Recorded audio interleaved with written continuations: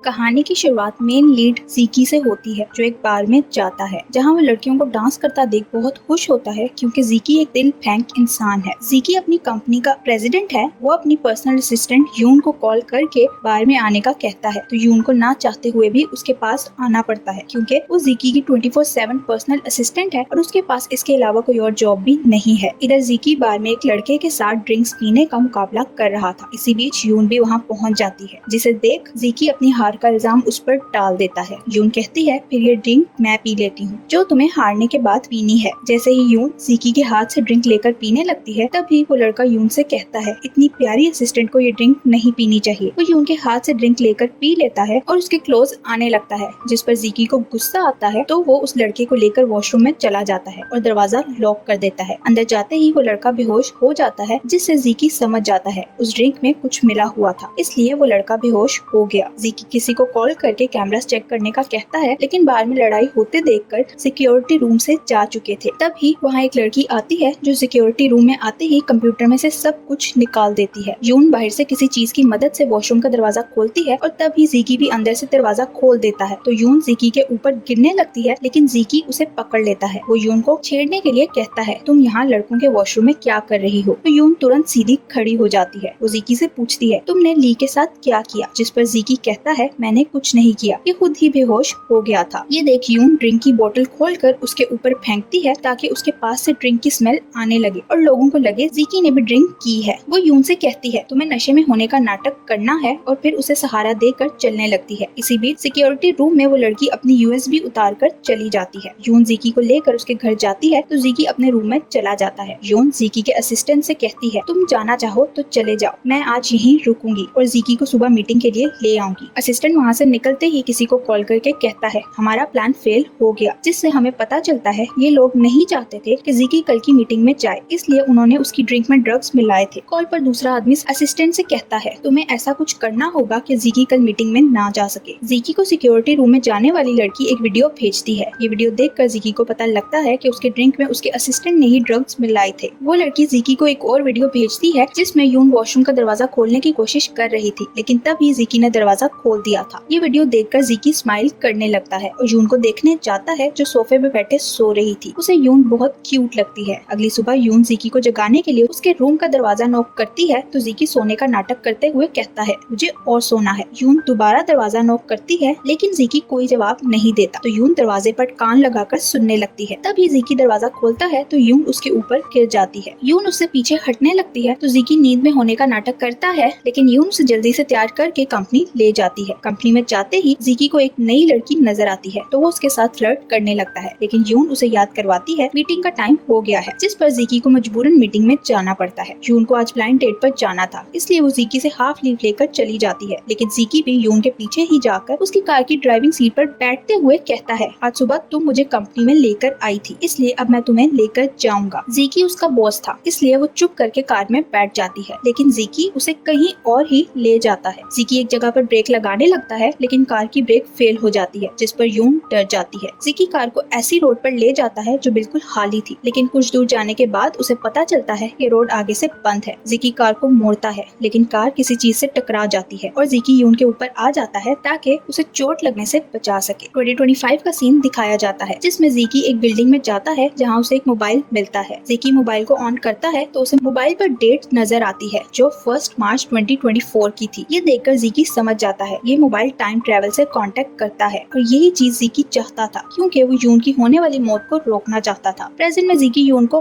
Hospital check करवाने के बाद अपने दोस्त जिंग के साथ यून को घर छोड़ने जाता है, क्योंकि उनका छोटा सा एक्सीडेंट हुआ था। यून के जाने के बाद जीकी कहता है, कोई है जो यून को मारना चाहता था, लेकिन वो ये नहीं जानता था कि मैं भी उसके साथ कार में जाने वाला हूँ। जीकी कहता है, मुझे लगता है इसके पीछे जियाओ का हाथ है, जो जीकी का अंकल था। जिंग उसे कहता है, जियाओ जानता है अगर तुम्हें कुछ हुआ तो तुम्हारे सारे शेयर्स चैरिटी में चले जाएंगे। जीकी उसकी बात को इग्नोर करके कहता है, यून अगर मेरे साथ रहेगी तो उसकी जान को खतरा हो सकता है, इसलिए वो मुझसे जितना दूर रहे उतना उसके लिए अच्छा है। यून घर आती है तो अपने मोबाइल देखती है जो एक्सीडेंट के कारण टूट गया था। यून उस मोबाइल को रख कर एक दूसरा मोबाइल निकालती है जो बिल्कुल वैसा मोबाइल था जैसा फ्यूचर वाले जीकी के पास था। यून को याद आता है उसे ये मोबाइल उसके अंकल ने दिया था, जिन्होंने यून से कहा था, मुझे अब यहाँ से जाना होगा, इसलिए मैं तुम्हें ये मोबाइल गिफ्ट देना चाहता हूँ। यून के अंकल जहाँ भी गए थे वहाँ से कभी वापस नहीं आए और ना ही यून ये जानती है कि उसके अंकल ने उसे ये मोबाइल क्यों दिया। अगली सुबह यून सोकर उठती है तो उसे मेल मिलती है जिससे उसे पता चलता है उसे जॉब से निकाल दिया गया है। यून तुरंत तैयार होकर ऑफिस जाती है जहाँ असिस्टेंट उसे रोकने की कोशिश करता है, लेकिन यून सीधा जीकी के ऑफिस में चली जाती है और उससे पूछती है तुमने मुझे किस वजह से जॉब से निकाला है। तो जीकी कहता है कल मैं तुम्हारी वजह से मरते मरते बचा हूँ, इसलिए अब मैं तुम्हें बर्दाश्त नहीं कर सकता। वो यून की तरफ अपना कार्ड फेंक कर कहता है तुम जितने चाहे पैसे ले सकती हो। यून उसका कार्ड उठाकर कहती है मैंने तुम्हारे लिए इतना कुछ किया और तुमने इतनी आसानी से मुझे जॉब से निकाल दिया। लेकिन जीकी उसकी बातें चुप करके सुन रहा था। यून यहाँ से जाने लगती है लेकिन अचानक वो बेहोश होकर गिर जाती है। तो जीकी तुरंत उसके पास जाकर उसे पकड़ लेता है और कहता है इतना नाटक क्यों कर रही हो। लेकिन यून वाकई बेहोश हो गई थी। जीकी उसे एम्बुलेंस में हॉस्पिटल भेज देता है लेकिन खुद उसके साथ नहीं जाता। हॉस्पिटल में डॉक्टर जीकी का दोस्त जिंग था। यून को होश आता है तो जिंग उसे बताता है मैं तुम्हारी फैमिली से बात करना चाहता हूँ। जिस पर यून कहती है मेरी कोई फैमिली नहीं। जिंग अपने हाथ में पकड़े एक पेपर को यून से छुपाने की कोशिश करता है लेकिन यून वो पेपर उससे ले लेती है, जो देखने के बाद यून को पता चलता है कि उसे कैंसर है। वो जिंग को वहाँ से भेज देती है और तभी उसे मोबाइल पर एक कॉल आती है जो किसी और की नहीं बल्कि फ्यूचर वाले जीकी की थी। वो यून से कहता है तुम्हें 31 दिसंबर 2024 को जीकी को ढूंढने नहीं जाना है। जिस पर यून उसे कहती है अगर ये कोई प्रैंक कॉल है तो मुझे तंग मत करो। दूसरी तरफ जीकी जियाओ के पास जाता है और उसे कहता है मुझे स्पोर्ट्स कार चाहिए। जियाओ कहता है तुम्हारे घर कार पहुंच जाएगी। बातों बातों में जीकी जियाओ को एक्सीडेंट के बारे में बताता है क्योंकि उसे विश्वास था ये सब जियाओ ने ही करवाया है। जीकी उसे बताता है मैंने एक्सीडेंट की वजह से अपनी असिस्टेंट को जॉब से निकाल दिया है क्योंकि मेरी जान भी जा सकती थी। जियाओ कहता है मीटिंग तक तुम्हें अपनी रक्षा करनी चाहिए क्योंकि उसके बाद सारी कंपनी तुम्हें मिल जाएगी। जीकी उसकी बात को इग्नोर करके वहाँ से चला जाता है तो जियाओ अपने असिस्टेंट से कहता है ये मेरे सामने ड्रामा कर रहा है जैसे ये जानता ही नहीं कि ये सब कौन करवा रहा है। असिस्टेंट जियाओ से कहता है ऐसा लग रहा है कि उसे वाकई ही कुछ नहीं पता। तो जियाओ को भी जीकी की एक्टिंग पर विश्वास होने लगता है। जीकी ने एक पार्टी रखी थी जहाँ योन अपने पैसे लेने के लिए पहुँच जाती है। योन जीकी से पूछती है तुम्हारा वो कार्ड कहाँ है जो तुमने मुझे जॉब से निकालते हुए दिया था। लेकिन जीकी उसकी बात को इग्नोर करके पूल में छलांग लगा देता है। योन को ना चाहते हुए भी उसे बताना पड़ता है कि मुझे कैंसर है, लेकिन जीकी उसकी बात का विश्वास नहीं करता। वो योन से कहता है अगर तुम्हें पैसे चाहिए तो तुम्हें ये पूरी ड्रिंक की बोतल पीनी होगी। योन ड्रिंक पीने लगती है जिस पर पार्टी में सब लोग शॉक्ड हो जाते हैं। यहाँ एक फ्लैशबैक दिखाया जाता है जिसमें जीकी योन की सीवी में उसकी पिक्चर देखकर समझ गया था ये वही लड़की है जो बचपन में उसके घर के ऊपर वाले पोर्शन में रहती थी। योन इंटरव्यू के लिए जीकी के पास आती है और अपना नाम बताने लगती है तो जीकी कहता है मैं काफी समय से तुम्हारा ही इंतजार कर रहा था। जिस पर योन हैरान हो जाती है क्योंकि उसे जीकी याद नहीं था। प्रेजेंट में योन ड्रिंक की पूरी बोतल खाली कर देती है और जीकी से कहती है अब मुझे मेरे पैसे वापस करो। जीकी मना करता है तो योन गुस्से में उसे एक थप्पड़ मारती है। वो जीकी को बातें सुनाने लगती है और कहती है तुम जैसे अमीर लोग हम जैसे लोगों की कदर नहीं कर सकते, लेकिन पैसा हमेशा पास नहीं रहता। उसके जाने के बाद जीकी की आंखों में आंसू आ जाते हैं लेकिन वो सबसे छुपाकर स्माइल करने लगता है। जीकी के जाने के बाद उसका असिस्टेंट जियाओ को कॉल करके सब कुछ बताता है तो जियाओ उसे जीकी के पीछे जाने का कहता है। जीकी कार चलाते हुए जिंग को कॉल करके योन के हॉस्पिटल से निकलने पर गुस्सा हो रहा था, पर अब ये तो जिंग के हाथ में नहीं था क्योंकि उसकी शिफ्ट खत्म हो चुकी थी। जीकी उसे कहता है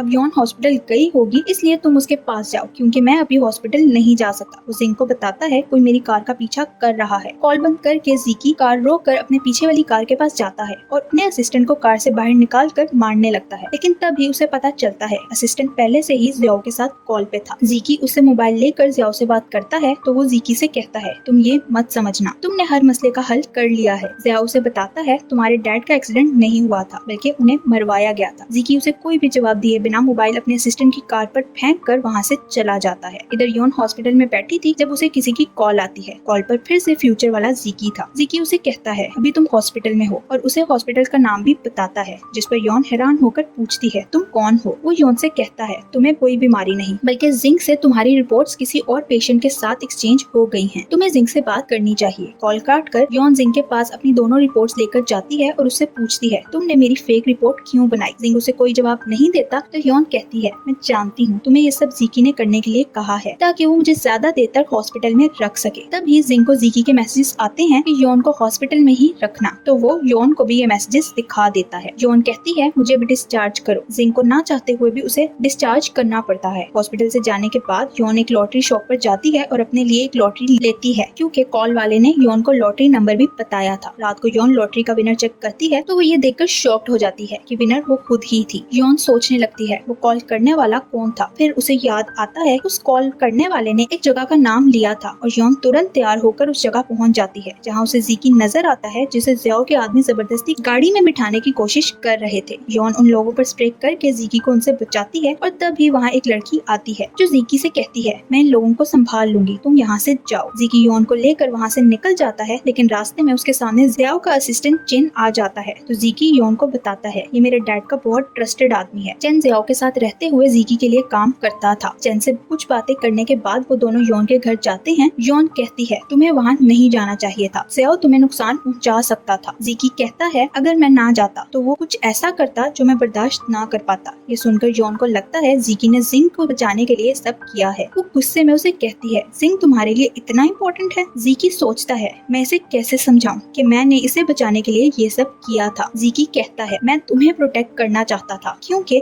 मैं तुम्हें लाइक करता हूँ। तो योन को लगता है वो बाकी लड़कियों की तरह उसके साथ भी फ्लर्ट कर रहा है। ज़ीकी को अपने बचपन का एक फ्लैशबैक आता है जिसमें ज़ीकी अपनी लाइफ से निराश हो गया था, लेकिन योन उसकी हिम्मत बढ़ाती है। ये याद आते ही प्रेजेंट में ज़ीकी योन से कहता है, तुम्हारी वजह से ही तो मैं इतना चेंज हो गया हूँ। अगले दिन कंपनी की बोर्ड मीटिंग में ज़ियाओ सब डायरेक्टर्स को ज़ीकी के खिलाफ करते हुए कहता है, ज़ीकी कंपनी से ज्यादा पार्टीज एंजॉय करने में मसरूफ रहता है, क्या आप ऐसे इंसान को अपनी कंपनी का डायरेक्टर बनाना चाहते हैं? ज़ियाओ ज़ीकी की एक वीडियो चलाता है, लेकिन ज़ीकी के बजाय उसी की वीडियो चल जाती है जिसमें वो कह रहा था, मैं ज़ीकी को कंपनी से निकाल दूंगा और खुद इसकी जगह प्रेसिडेंट बनूंगा। ये वीडियो देखकर ज़ियाओ की हालत पतली हो जाती है क्योंकि वो ज़ीकी को रास्ते से हटाना चाहता था, लेकिन खुद ही उसके साथ प्रैंक हो जाता है। ज़ियाओ वहाँ से जाने लगता है, लेकिन तभी ज़ीकी पहुँच जाता है। अब डायरेक्टर्स को ज़ीकी को ही कंपनी का प्रेसिडेंट चुनना पड़ता है। ज़ियाओ ज़ीकी को धमकाते हुए कहता है, मैं तुमसे तुम्हारा सब कुछ छीन लूंगा। तभी पुलिस आकर उसे अरेस्ट कर लेती है। ज़ीकी अपने ऑफिस में जाता है तो उसे कॉल आती है जिससे उसे पता चलता है ज़ियाओ पुलिस के हाथों से बचकर भाग गया है। नेक्स्ट सीन में योन ज़ीकी की लाख कोशिश के बाद भी जॉब से रिजाइन कर चली जाती है क्योंकि अब वो ज़ीकी पे भरोसा नहीं कर सकती थी। योन अपने घर जाती है तो रास्ते में ही उसे फ्यूचर वाले ज़ीकी की कॉल आती है जो योन से कहता है, तुम्हारा लॉटरी का नंबर वही निकला जो मैंने बताया था। योन उससे पूछती है, क्या तुम फ्यूचर से बात कर रहे हो? तो वो हाँ कहता है। ज़ीकी योन से कहता है, अगर तुम खुद को सेफ रखना चाहती हो तो उस कंपनी को मत छोड़ो। जिस पर योन कहती है, मैं पहले ही रिजाइन दे चुकी हूँ। जिस पर ज़ीकी कोई जवाब दिए बिना कॉल काट देता है। अगले दिन योन कंपनी वापस जाती है तो ज़ीकी उससे पूछता है, तुम तो रिजाइन दे चुकी थी। योन कहती है, तुम मुझे डायरेक्टर बनाना चाहते हो इसलिए मैं तुम्हारी ऑफर एक्सेप्ट कर रही हूँ। ये सुनकर ज़ीकी बहुत खुश हो जाता है क्योंकि वो योन को उससे दूर नहीं करना चाहता था। योन इंटरनेट पर ज़ीकी के बारे में लड़कियों से रिलेटेड कुछ आर्टिकल्स देखती है और उसकी रेपुटेशन की फिक्र में उसे जाकर उन लड़कियों से बात करने का कहती है। ज़ीकी उनसे बात करने जाता है तो वहाँ लेन नामी लड़की आती है जिसे देखकर ज़ीकी का मुंह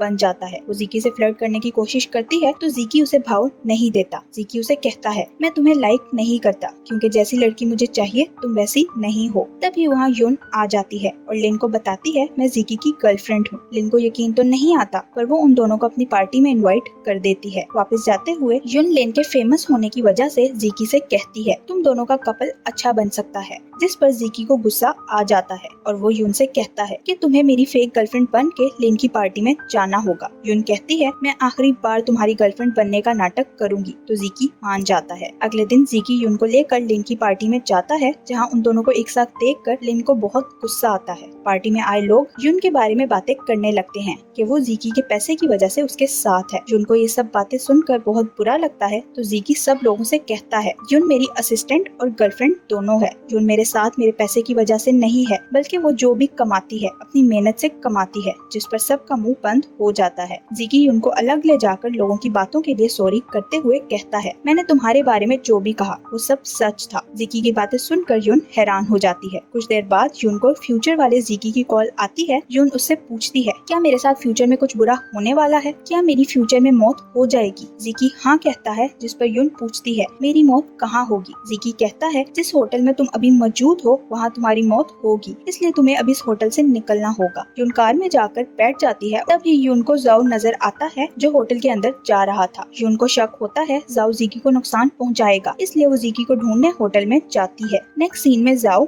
यून के पास आकर उसे बेहोश करता पानी में फेंक देता है। ज़ीकी यून को मुश्किल में देखकर बचाने के लिए पानी में कूद जाता है। 2025 का सीन दिखाया जाता है जिसमें ज़ीकी को पास्ट में यून के साथ बिताए मोमेंट्स याद आते हैं। उसे यून के पानी में गिरने का फ्लैशबैक भी आता है जिसमें ज़ीकी ने यून को बचा लिया था। ये देखते ही ज़ीकी खुश होकर बाहर जाने लगता है जहाँ उसका दोस्त और उसकी असिस्टेंट उसे रोक लेते हैं। तो ज़ीकी उन्हें बताता है, मेरी यून बच गई है। वो दोनों ज़ीकी को बताते हैं यून को मरे हुए 1 साल हो गया है। ज़ीकी यून की मौत के बारे में पूछता है तो वो उसे बताते हैं 22 मार्च को यून को उसके घर में मार दिया गया था। ये सुनकर ज़िकी को 2024 का फ्लैशबैक आता है जब वो यून को छोड़ने उसके घर जाता है। घर के अंदर जाते ही किसी ने यून का खून कर दिया था। ये याद आते ही ज़िकी सोचने लगता है मैं अब यून को कैसे बचा सकता हूँ। वो मोबाइल पर डेट देखता है तो आज 22 मार्च ही थी और अभी 10 बजे थे। उसे 12 बजे से पहले यून को कॉल करके घर जाने से रोकना था। प्रेजेंट में यून को होश आता है तो वो हॉस्पिटल में थी और ज़िकी उसके पास था। तभी वहाँ यून की दोस्त निक भी आ जाती है जो यून को ज़िकी की उसे बचाने वाली वीडियो दिखाती है। निक यून से कहती है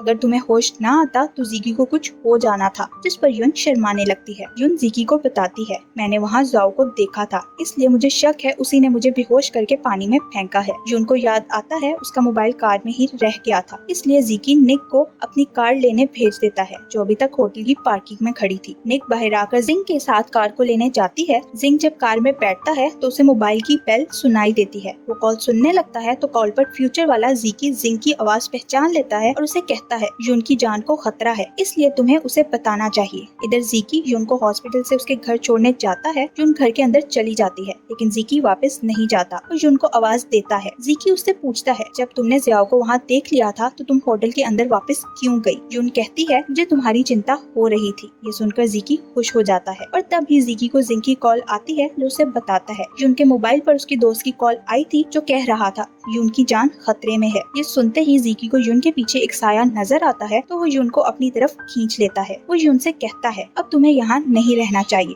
ज़िकी उसे अपने घर ले जाता है। ज़िकी यून को इम्प्रेस करने के लिए जिंग से टिप्स लेता है जो खुद आज तक किसी लड़की को पटा नहीं पाया था, इसलिए बेचारे का सारा प्लान खराब हो जाता है और इसी के साथ ये पार्ट भी यहीं एंड हो जाता है। अब आगे क्या होगा ये देखने के लिए मिलते हैं नेक्स्ट पार्ट में। Thank you for watching.